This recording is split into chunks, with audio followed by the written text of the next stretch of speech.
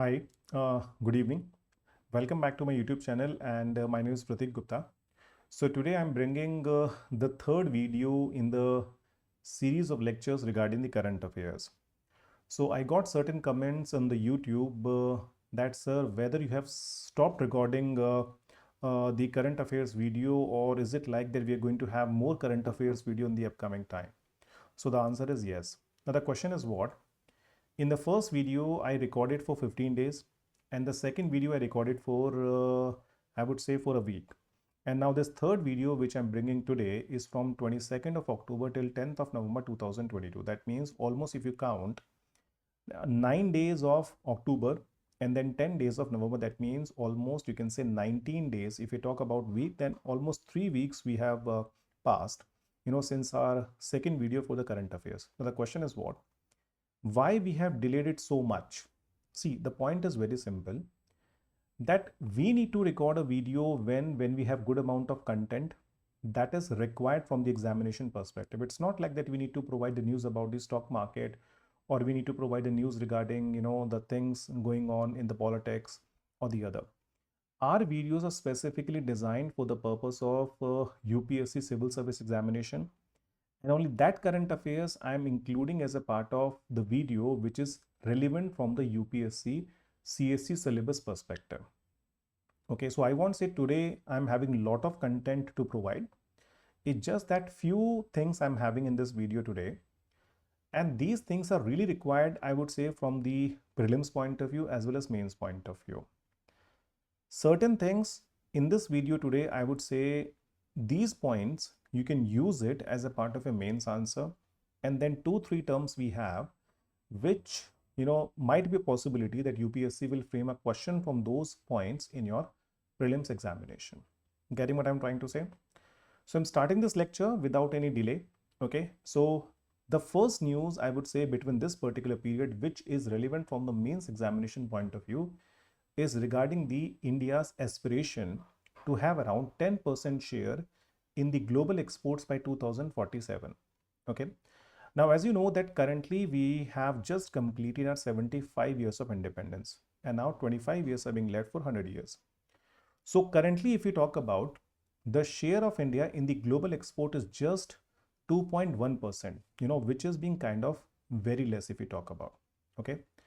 Now, by 2027, we have been believing that we will be able to reach to this number to the level of 3%, I would say.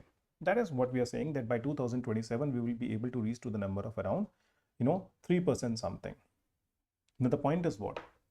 How we are going to have this number of, 10% by 2047? Because see, having 10% share in the global export is not an easy thing, because it is really, really big. And even when you've been talking about that current level of your export is just 2% of the entire world. So think about it, you're being talking about that in the next 25 years, we've been thinking to increase our trade share by almost 5 times. That is what the government of India is being saying. Okay. Now the point is what? Reaching 3% by 27 is not a difficult task, because it's just that you can say 0.9% more in how many years? In around 5 years. And then after that, the next 20 years you've been talking about to make it more than triple. That means good amount of growth we need. Okay. The point is what? How we will be able to achieve the 10% export. See, when it comes to export and services, as you know, we have been doing a wonderful job at a global level. We have a good amount of share when it comes to export in terms of services, in terms of softwares and so many other things. But when it comes to manufacturing good, here India is lacking. Okay. See, two things I would say are being really required if we really want to increase a share from 2% to 10% by 2047 is what? That first of all, we need to develop our manufacturing sector. Okay, and you know this thing, for this particular purpose, Government of India started something called, Make in India campaign. That is known to everyone. Okay, so there is no need to comment about Make in India here. What we need to comment here, that Government of India is being like that we want to make the custom procedures really easy. Like when it comes to import and when it comes to export from our country. Okay. Now, the point is what? If you're talking about export, then why we have used the term import here? The logic is very simple. The point is that, as you know, that every country is not perfect in terms of making everything. You know this thing, there are certain things like when it comes to making, let's suppose a phone, mobile phone, when it comes to making an air conditioner, it's not like that we can make everything. We also need to import certain amount of inputs for that particular product. So in a way, if imports are also being easy to do, then obviously you will be able to do more and more exports. Like even if you talk about the car industry in case of our country, when it comes to making car, then we have been doing a very wonderful job at a global level, because if you see all the big companies at a global level like Honda, Toyota, Volkswagen, Mercedes, Audi, every company is having their business in our country. Point is what, if they want to simply make cars here, this thing, we can't make everything here, we need to import certain amount of inputs. So point is what, the government of India is bringing something called Customs 1. That will be set up to provide import-export clearance within 1 hour. Imagine that we want to make the things very faster, because this thing, unnecessary delay in terms of custom clearance, or if you want to simply export something outside, or if you want to import something inside your country, if there is a lot of time, then it will simply make the country not a very favorable destination for the purpose of trade. Getting? That's why the government of India is saying that we want to make a system called Custom 1. Just 1 hour we are going to take to simply do the clearance for the purpose of import and export. That means arrival at every entry point and custom ports to facilitate trade. Okay. The plan is to become top 3 in global services trade in tourism, IT, ITAS, business services, financial services, healthcare and wellness, education and EV services. That is what the government of India has been talking about. So point is what, where this particular point can be used in your mains examination. See, when it comes to, talking about like if I'll tell you a question in this particular way, that UPSC might ask you a question that what are the recent steps taken by the government of India to reach to the goal of, becoming a country to have a good amount of share in the global export. Then obviously this point can be mentioned over there. Moreover, a custom 1 can be also be asked in a prelims examination, that what is custom 1? What kind of, the points the government of India has been looking for when it comes to implementing that thing. So this kind of question can be framed. Okay. Now see, in this case, this is what is being provided, that custom 1 is to be set up for import export clearance within 1 hour of arrival, 100 Indian brands as global champions, branding campaigns to promote pharma, tea, coffee, engineering goods, services export. Then we want to simply up production of export of pharma, agricultural, engineering products, textiles and electronics. So increase export share in GDP to 25%. That is what we are being looking for by 2024-2047, as you know. So as you know, what the government of India is saying, that currently Indian economy is under something called Amrit Kal. So why not? There is a chance to simply taste the Amrit, so that we will be able to achieve the goals. Because this thing, if you're going to achieve that particular thing, it's not like that only few people are going to take a benefit out of it, because this thing, if that is going to happen in our country in the upcoming time, then a lot of good amount of employment opportunities will be created. Getting what I'm saying? So this is the first thing which I will say is something that you people know, and that is something which is new in the last 18-19 days. That is the first news. Now let's move to the second one. See, this particular point, when I'm discussing the topic of GDP in my classes, and I'm discussing the topic of growth and development. Okay. Moreover, I'm also discussing the topic of something called ICOR, incremental capital output ratio. And there is one more topic in the GDP called Herod-Domer model. There I'm giving the reference of this particular thing every year with the updated numbers. So this is one of the updated numbers we recently got in the newspaper, and that is what. Now, as you know, any country needs capital to produce output. That is very simple. This thing, if you waste capital, then you will be able to produce lesser amount of output. For example, to do a particular task, we have multiple ways by which we can complete it. So imagine if I need to go from Gurgaon to Delhi, I can use metro. Okay. If I'll use metro, I need to spend only 60 rupees. But if I'll use the taxi, I need to spend around 600 rupees. The point is what? I'm doing the same task, but one is, leading me to spend only 60 and the other is leading me to spend 600. Getting what I'm saying? So the point is what task is being same, but the point is whatever 540 rupees I'm going to save by traveling metro, I can simply invest somewhere in the country and that will lead to more output. Getting what I'm saying? So the point is what? Efficient use of capital is required, and that you can do when you will use the capital in economical way, efficient way, and effective way. Effective means what? When you will simply complete the task in a given period of time. For example, if I need to construct a house and I'm thinking that I'm going to spend 1 crore rupees for the construction of it, and that I'm going to complete in 1 year, but somehow imagine I'm not able to complete in 1 year, then what happened? Whatever estimate I provided, of 1 crore for 1 year will automatically increase or go beyond 1 crore. Why? Because now I need to hire labor for more period of time. I need to use more resources for more period of time, and that leads to what? Increase in cost. Are you getting what I'm trying to say? Same thing can be applied here, and that is what?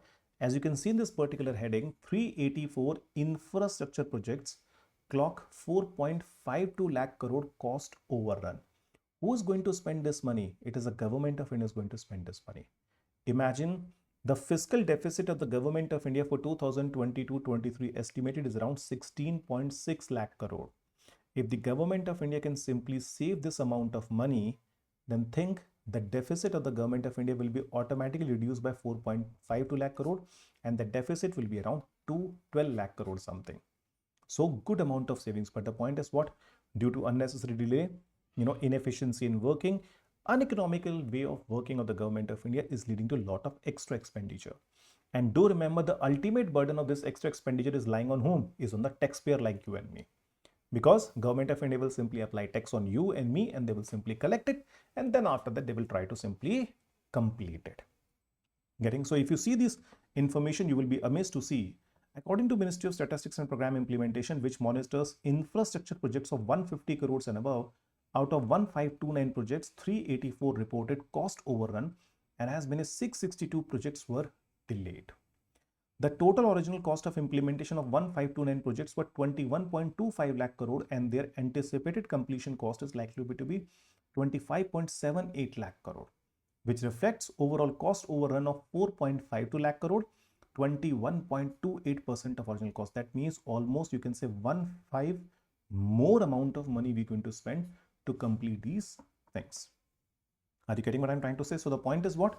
That is something you can say it's a total wastage of our money. Okay.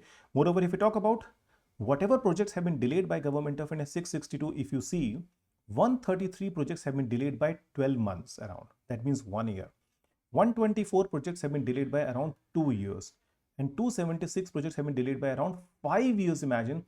And 129 projects have been delayed by more than 5 years. Imagine the kind of inconvenience we people are being facing when these projects are not completed on time. You must have noticed this thing when we people have been driving on highways. There are so many flyovers, there are so many roads are under construction for years. You will even find that trees have been grown up, but the point is what? The projects have been not moved forward. Okay, and some interesting kind of updates you will get in this particular lecture only in the upcoming pages. See this. The third particular news I would say is being kind of relevant from our examination perspective that you can add here and there is about what? Skill India program. So as you can see, skilling scheme new avatar set to focus on women, COVID hit work. And now, as you know, in the COVID-19 pandemic, lakhs and lakhs and lakhs of people lost their jobs. Okay, and moreover, these are being mainly hitting the rural areas worker and moreover the women. Okay, so what the government of India is saying that the Skill Development and Entrepreneurship Ministry is awaiting in the Union Cabinet approval for the new version Pradhan Mantri Kaushal Vikas Yojana 4. That is the fourth part. One focus area of the PMKVY 4 will be on to impart skill training on to women running and maintaining electric vehicles. That is a one part. That means they want to train women and the COVID hit worker in the maintaining electric vehicles, like as you know, e-rickshaws and the other things that we have. installing solar rooftop. As you know, currently a lot of stress has been given by government of India, solar power and the other. So solar rooftop, how we need to install this thing. Another jobs currently dominated by the males as the government aims to increase the female labor force participation. Okay, the government has so far imparted skills to 13.2 million candidates till 31st December 2021 under the PMKY, which was launched in 2015. With hybrid work from becoming the new normal since the pandemic outbreak, the PMKVY4 will also see a greater focus on digital training while also emphasizing on-the-job training component of scaling. So that is one thing you can say. A question might be asked that how the PMKVY4 is different from the PMKVY3 and what all things have been included as a part of this particular thing. So I would say you people need to simply read about it, and you should also get all the information about the part 1, part 2, part 3 and part 4 of this Kaushal Vikas Yojana of the Government of India. Fine. Now let's move to the next one. See, as I said, you are going to get a very, very interesting facts here, and you will be amazed to see. Road transport and highway sectors has maximum delayed projects. You will be surprised to see this particular thing. The road transport and highway sector has the maximum number of delayed projects at 262, followed by railway 115 and the petroleum sector 89. In the road transport and highway sectors, 262 out of 835 projects have been delayed. In railways, out of 173, 115 are delayed. So as you can see, majority project have been delayed in case of railway, while the petroleum 89 out of 140, again majority has been delayed. Now these 2 points are really interesting here. The report showed that Munridabad Mehboob Nagar railway project is the most delayed project in our country. It is delayed by 276 months. Divide by 12 and you will find around 23 years of delay. Think about it, that we are not being able to complete for 23 years. Not only the current government, the last 10 years of the earlier government. That means that particular project was started by, so if you simply go 23 years back, that means today we are in 2022. If you go 20 years back, that means it is 2002, and then 3 minus more, that means 1999. That means this particular project was started by whom? By the Atal Bihari Vajpayee Saab government. Still under progress. Think about this. The second most delayed project is Udhampur Srinagar Baramulla rail project, which is delayed by 247 months, around 20 years, 21 years. Again, you can say was provided by Atal Bihari Vajpayee Saab government. Highly delayed, I would say. So you can think about it, how governments are serious in terms of completing this thing. So do remember, whatever news we people have been getting, which have been highlighted our media a lot, they are highlighting only those projects which are being completed. Again, they're not providing the information in that way these are being completed on time or how much amount of money is being wasted. But you can say these kind of things are never being highlighted by the media, because I'm telling you, if the media is going to highlight that, then I would certainly say the government will at least think about it. Because people, when the people, you know this thing, ultimate government is who? It's the people. When people will simply start criticizing the government that you're not doing the things properly and you've been wasting the taxpayers' money, then I would certainly say the government will be on their toes in terms of completing the task on time, because it is our right to get the things on time. Getting what I'm saying? So think about it, that people have been waiting to complete for 23 years, 21 years. If you think in case of our country, the average expectancy of life is around 63 years. That means people who have been watching these projects to be completed, they already spent 1/3 of their life and still not completed. Think about it. Okay. Now, next point. So that is one of the points that you can mention as a part of inefficiency in the government working. Again, in the GDP topic, you can simply mention this. Now, let's move to the next one. Revolving fund mooted for Narega social scheme. Now, the point is what is revolving fund? See, you know this thing that every year, whatever budget is being presented by Government of India, they've been giving a particular amount of money. They've been giving the particular amount of money for a particular scheme, welfare scheme, project and the other. Imagine if the amount of money that you allocated, is going to be exhausted, let's suppose in 9 months only. That means for the next 3 months, as nothing is being left, you will not do any task. Moreover, in case you can say if there is a particular scheme which is being implemented by Government of India and the government allocated 100 crore rupees for this particular scheme that is supposed to be spent in the 12 months. But imagine if the government is being able to spend only 90 crores out of it, then what happened? Whatever 10 crore is being left will simply be provided back to the government. That means this amount has been expired and the money will go back. Okay. So point is what? That is something which is not very convenient for the schemes if they are basically of something ongoing nature. Like as you know, Narega is something which has been going on in our country since 2006. Okay, that was started by the UPA government, okay, to provide 100 days employment. So what is this revolving fund? So revolving fund means what? That in this particular fund, the money will be put all the time. The money will put all the time, and that means the money will never be finished. Okay, that means even if the whatever amount of like sometime what happened, government thought that this year the around let's suppose 20 crore people are going to demand job under the MG Narega. But due to some sort of issue in the country, imagine if 25 crore people are going to demand job, then what happened? We need to provide more amount of money. And as the amount is only being allocated for around 20 crore people, then what happened? The remaining 5 crore people will not be able to get job. So that is one of the issue. So in the revolving fund, what is the point? That the fund will be there all the time. So government will simply provide a way by which you will keep on putting money in this fund. That means there is no fixed, the money will keep on coming. It could be, let's suppose the Government of India will fix that from the given taxation, given the tax amount collected by Government of India, 0.1%, 0.2% will simply keep on putting in this particular fund for the purpose of this particular scheme.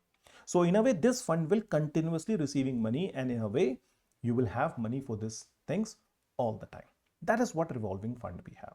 Okay. Now, if you see here, the 6th Common Review Mission 2022 under the Rural Development Ministry has recommended setting up of a revolving fund for the employment guarantee under the Mahatma Gandhi Narega and the other social sector scheme to ensure unrestricted fund flow to beneficiaries. It has also proposed a merger of similar schemes at a state level to avoid duplication of efforts. The CRM is responsible for reviewing implementation of rural development schemes, recognizing ground realities and challenges in implementing the programs, and suggesting refinement in the existing framework. A revolving fund is an account that does not lapse at the end of financial year, and it is available to the finance operation throughout the year. I hope you're getting me. Okay. So Government of India, I would say that is a kind of a good step. And that is something you can, a question might be asked in a prelims examination that what is a revolving fund? Okay. I don't think a question will come in a mains examination, but maybe there is a possibility if a question will come under about MG Narega and about its benefit and the other, then that is one of the suggestion you can put as a part of your answer, that to make the MG Narega even more effective, that is what the Government of India has brought into action. Getting what I'm trying to say? Now, let's move to the next thing. So, two new, I would say, terms which I found in this given period of 19 days, which you need to know. Like first of all, this is something called electronic bank guarantee, and the second something is called as a sovereign green bond. So I will explain both, and after that our lecture will be over. See, electronic bank guarantee means what? See, whenever you are taking a loan from the bank is asking you some sort of guarantee to provide. Okay. And when it comes to providing that guarantee, you need to do a lot of paperwork, okay, in a physical way. And that I'm telling you, which is very lengthy and time consuming. That will unnecessarily delay the disbursal of fund from the bank side to the beneficiary. Okay. But in the electronic bank guarantee, what happened? Everything will be done electronically in a dematerialized form, and the guarantee will be given over the internet through all the relevant documents and the other. So the point is what? There is no need to do any paperwork. There is no need to go for this long and lengthy procedure. The thing is what? When the things will be done electronically, the things will be really faster, and the company will be able to get loan even more fastly. So that is something which has been recently implemented by National Highway Authority of India. You know this thing currently, they're not building only roads, they're building the nation. That is the tagline of NHAI, as you know.